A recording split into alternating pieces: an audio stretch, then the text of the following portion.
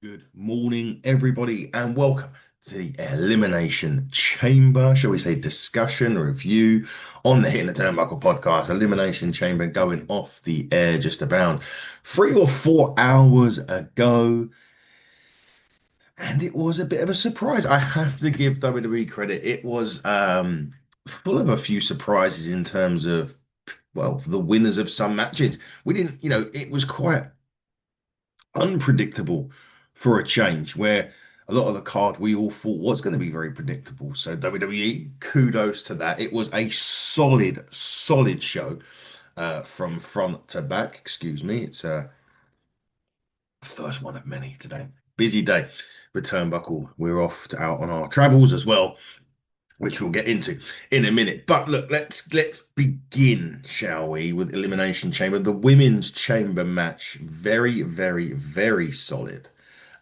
This one was. I always felt that this match was always about two women, Rhea Ripley and Tiffany Stratton. Those are the two people that I thought it was going to be out of those two to win it, and we were right. We absolutely was right in this. But this was a fun contest. What I would say is this one started a little slow in the opening, but that final stretch and as the ring started to fill, as the people started to come out of the chamber, so to speak, or the pods at least, the action started to pick up, and I felt that was kind of needed because it's nice, when it kind of builds you up to that little level, and then, poof, and that's exactly what he did. Kiana James, Tiffany Stratton of course, starting in the pod on this. Kiana James comes out next, which was nice. Oscar was in there. It was just a really solid, fun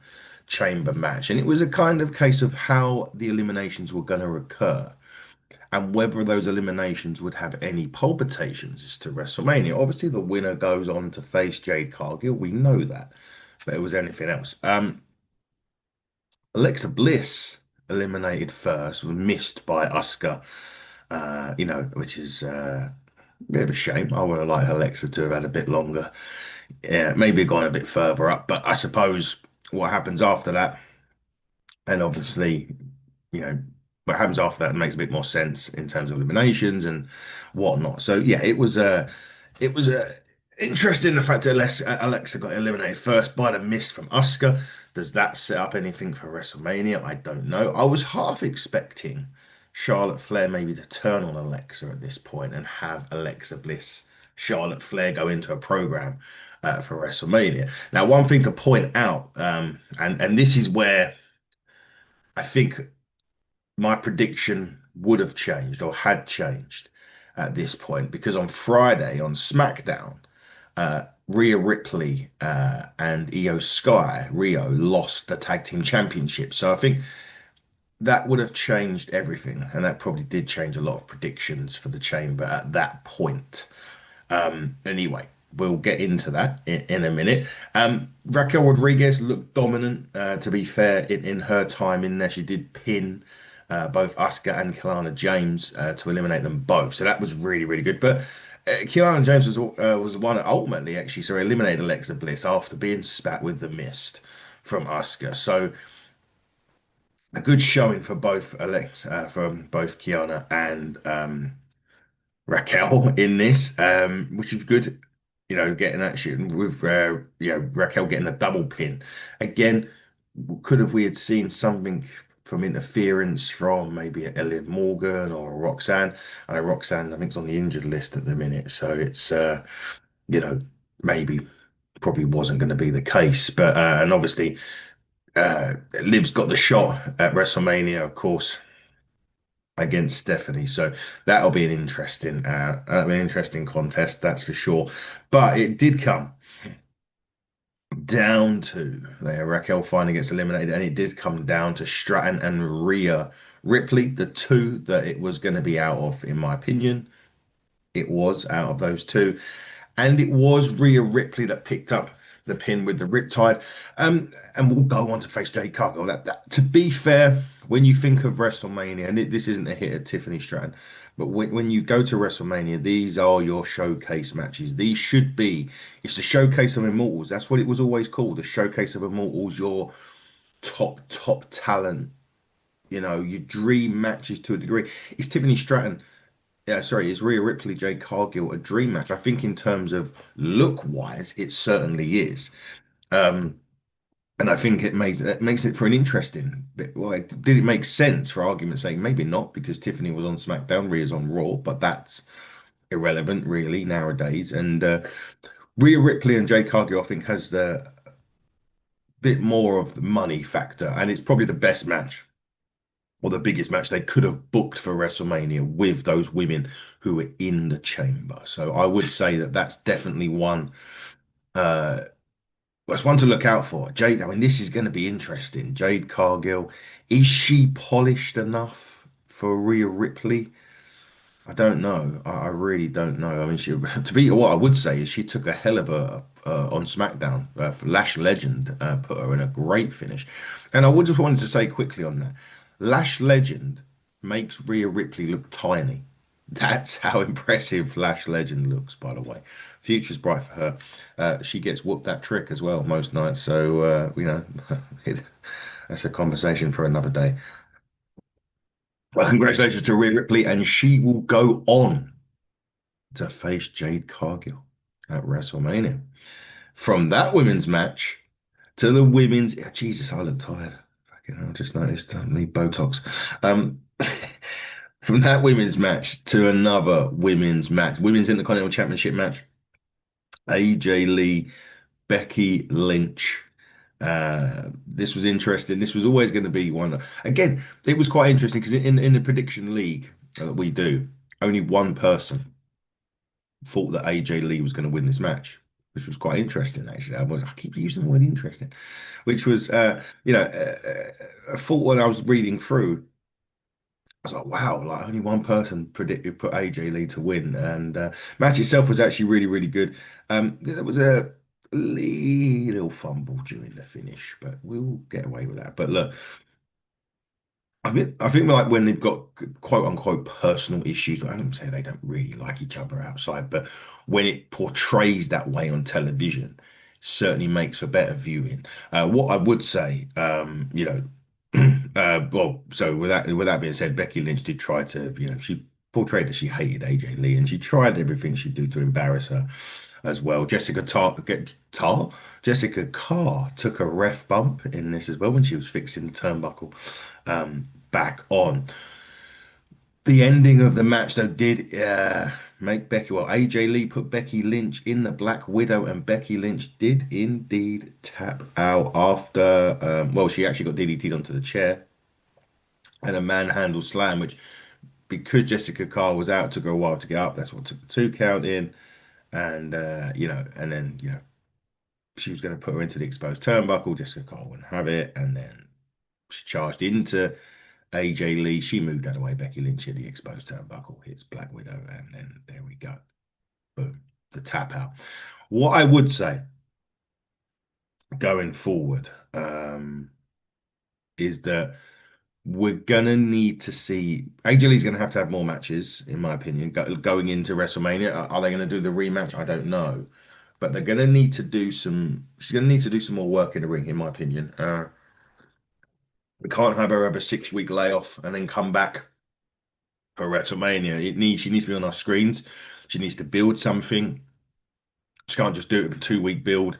And she needs to be in the ring a bit more. She needs to have a couple more, even if they're just fine-tuned matches. They don't need to be title matches. Just put her in the ring with a few wrestlers, get her, ready for WrestleMania, because that is going to be the showcase match. Now, will it be against Becky Lynch again?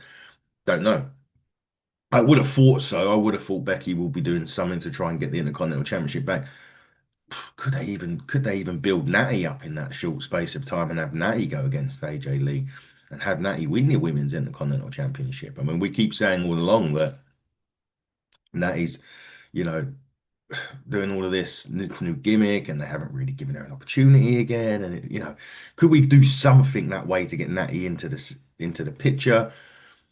don't think Maxine Dupree's going to be the answer to this. Obviously, Rhea Ripley's now preoccupied. Do they bring anyone up from NXT? Do they manage? Did Jordan Grace manage to get it? I know we've got the Women's US Championship on SmackDown, but does Jordan Grace go against Julia for the US Championship? I don't know. So in the next couple of weeks, we should see a bit more about who is going to challenge AJ Lee for the match at WrestleMania. But I would definitely say that, excuse me, AJ Lee needs to be in the ring a bit more. But congratulations to her because she has won the Women's Intercontinental Championship. So well done to AJ Lee. From that championship match, we move to the men's championship match. The World Heavyweight Championship, CM Punk, Finn Balor. Really cool entrance with CM Punk. He plays a really sort of a former sort of Chicago Bulls theme plays. Ray Clay announced me the legendary Bulls PA announced Punk. I thought it was a great, nice touch for CM Punk to have that in Chicago, of course. I would say though, I would say for a Chicago crowd that are normally raucous and loud and in your face, didn't feel that to me. Felt a little bit weak this time around. I don't know. Maybe I wasn't there, so I can't. I only come across what portrays on my Netflix telling or my Netflix account, from what I hear. But it didn't seem that loud. I would have to say. But could be wrong. Of course, I could be wrong on that. So, you know, um, you tell me. You people that were there, tell me. But it felt quieter from a Chicago from a Chicago crowd perspective. Felt a little bit quiet in this. But there we go. You tell me. You guys were anyone that was there? Just tell me, tell me, tell me. Um, Against Finn Balor, of course. Look, let's just cut to the shit straight away. No disrespect to Finn Balor whatsoever, but he was never, ever, ever, ever, ever walking out of this match as World Heavyweight Champion. I don't care what anyone says. The money match for WrestleMania was already set. Punk and Reigns, you're not taking that away. So that's not happening. That was never not gonna happen. That's like this generation's Hogan Rock in many ways. And I don't want to disrespect Hogan or Rock, and people may laugh when I say that, but in terms of name value for the WWE, Punk, Reigns, two kind of generations there. I mean, Reigns was around when Punk was at the back end of his career, but in the first time in WWE.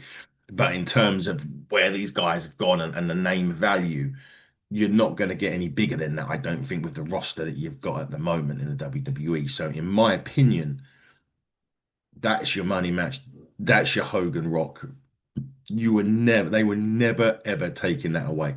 I know, I know a couple of years ago they took the Cody Roman match away from us. Sorry, the Rock Roman match away, which yeah, that's the Rock Hogan match, Roman Rock, right? But they're probably going to save that for Saudi. Um, so in terms of name value, this was the biggest match they could put on. So Finn Balor was never ever going to win this match, but they did, of course, have a great prototypical wrestling match. Yeah, there was zero outside interference. I love that, and I think like that's what's missing nowadays from wrestling in general, not just WWE but everywhere. The gaga that's so many matches end in a DQ or with interference and this and that, and the next match is going to have plenty of this. So much fuddy-duddy. Just let two guys go out there and wrestle and put on and tell us the story. And that's what Punk and Balor did in so many ways. It was so good. I enjoyed it. I loved this match. It was a great one-on-one contest between two guys vastly experienced in the ring as well. Love this. This was great. Of course, GTS times two um, for the victory on this. I loved it. Thought it was great. Thought it was great. And Finn Balor, that he was never going to win right now. I think if Finn Balor was to win a world championship, and I'm never against it, they will have to have a big sort of story to build it to, so to speak. But nevertheless, it was a great contest, and well done, CM Punk. You are going to go. Roman Reigns tweeted about. It was. I'm not sure who looked more tired, the competitors or the crowd. And enjoy your last month of relevancy. This is great. So hopefully now, what I really want from this, I do want some really strong and we're going to get strong promos from Punk and Reigns. But I want that. I want those promos to be personal. I really do, because that's going to make that match a bit. Is the match going to be a technical, brilliant match? No, but in terms of the build should be great. Nice touch at the end here, having AJ Lee come out as well and having a double celebration with CM Punk. That was a really nice touch. I enjoyed that. Right, what's in the box, ladies and gentlemen? It wasn't this man. For those of you that don't know, it wasn't Chris Jericho. No. The box does get put on stage. Both GMs are there. They open the box, but nothing happens. There's a casket inside that box. Was we going to hear those gongs from the Undertaker? No. What we did get, of course, was some really fun music and someone that's going to put you in a curse. Of course, Danhausen was in the box, and some little Danhausens running around the ring as well. Got a good reaction initially from the crowd. He come on stage, done his usual shtick, gave Michael Cole some teeth, uh, got in the ring, done a little pose, boof, a little fight, a little bit of smoke, and bang, he was gone. Um, I've seen some videos that surfaced online of some boos from the Chicago crowd, to be quite honest with you. That it's going to be fun. It is going to be fun, right? Danhausen, he's going to be a comedy value, right? It was a big debut considering where it was, Elimination Chamber, big PLE, the one before Mania. What does he do?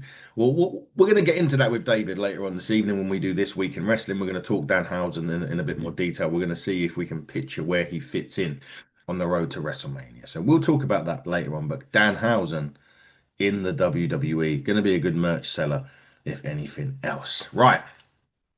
Men's Money in the Bank. Money in the Bank? Fuck me. Men's Elimination Chamber match. The winner goes on to face Dastardly Drew at WrestleMania for the championship. Very enjoyable. I enjoyed this match. Really did enjoy the match. Not sure if Javon Evans either re-injured the injury that he had that we was talking about last week, whether this is a new injury, I don't know. I hope he's going to be okay, though. He had a great match. He did have a good showing in this, by the way. Um, I mean, it looked like he survived it without injury. It just, I don't know. I just, we never know with these things, right? Sometimes it just, he got carried, he got helped out. When he got eliminated, sorry, he didn't win the match. Of course he didn't. It just, yeah, it looked, he looked like he was re-injured, but we're hoping he survived it. Anyway, it was a fun match, and actually, this match started off with Javon Evans and Cody Rhodes. Considering the two people in the ring, started off slow, man. It really did. Trick was out after that kind of, he's Trick. That guy from a theme song alone is over massively. Everyone loves the song. Whoop that trick. Everybody loves it. He's great. He's Trick Williams is great. Future, I think future WWE champion, in my opinion. Anyway, Logan Paul and then LA Knight will come out of the pod. RKO was coming out of the pod after that. Javon Evans gets eliminated in this. LA Knight obviously not long follows. Now. As Javon Evans is being helped out the chamber, so we get this is where I say this is Gaga one, but this is a good bit of Gaga one. As Javon Evans is getting put out the chamber, the masked man hops the barricade. But that one gets caught and gets taken away by security. When I say that one, there was another masked man. Super kicks Logan Paul, lands the curb stomp. Logan Paul gets eliminated by Cody Rhodes. The mask comes off. You guessed it. Seth, or I hope you guessed it. Seth freaking Rollins was the man behind the mask, which we all knew. It was just a matter of when it was going to be happening. Now, what does that mean for WrestleMania? Is Seth Rollins? I mean, are we going to reignite the Seth Logan Paul that happened a few years ago at WrestleMania? Now, bearing in mind, the Vision has a lot of injuries right now. There is literally only Logan Paul and Austin Theory left from the Vision. So how does that work? Is it going to be Seth and Logan one more time? Is it going to be Seth and Theory? What's going to happen there? Not sure. But Logan Paul gets eliminated by, of course, Seth. Well, with the help of Seth Rollins. Um, Logan Paul gets eliminated by Cody Rhodes. Now, that wasn't the end of the Gaga in this because Drew McIntyre comes out. He hits Cody Rhodes at the back of the head with the Undisputed Championship. He does try to attack him. He does try to hit him in the Claymore. Doesn't quite work. Cody Rhodes fires back. Randy Orton hits the RKO on McIntyre, who falls into crossroads from Cody. And Cody can't even take a breath before Randy hits him with the RKO. And Randy Orton goes to WrestleMania. Now, there's the shocker. We had one person, a bit like one person picking AJ Lee. We had one person pick Randy Orton to win the men's chamber. That was our good friend Harry over at Wrestling Life UK. But Randy Orton goes to WrestleMania. Now, why am I saying he's not facing Drew McIntyre at WrestleMania? Well, here's the other bit. At the end of the pay-per-view, they done a post-show press conference, not press conference, but a post-show panel. Nick Aldis comes out on this post-show panel, very annoyed with the situation, very annoyed with everything that with Drew's interference, and books a match for this coming Friday on SmackDown, which is Cody Rhodes and Drew McIntyre for the World Heavyweight Championship. The question remains, does this mean we're going to get Randy Orton versus Drew McIntyre at WrestleMania? Will Jacob Fatu come out? Will they make it a fatal four-way match at WrestleMania eventually? Those are the sort of palpitations we've got to work out. Technically, they shouldn't do that because technically, Randy Orton should get his one-on-one opportunity at WrestleMania, but we all know that things don't always work out that way. Period. But we'll find out. But overall, really solid elimination game. One of the better shows from WWE. They've been dropping the ball a little bit recently, in my opinion. Disappointing Royal Rumble, but a really good Elimination Chamber. That makes us very much look forward to WrestleMania coming up in April. Looking very much forward to that. It's over the Easter weekend, everybody. So we're all off, so there's no excuses to be able to watch WrestleMania from Las Vegas. Really, we're looking forward to that one. But look, we'll be back later on today with This Week in Wrestling. We'll talk a bit more about Elimination Chamber with David. We'll round up the whole other week of wrestling. So come and join us a bit later on for that. But until then, enjoy your Sunday. Have a great day. We'll see you tonight. Until then, buckle down, stay safe, and goodbye.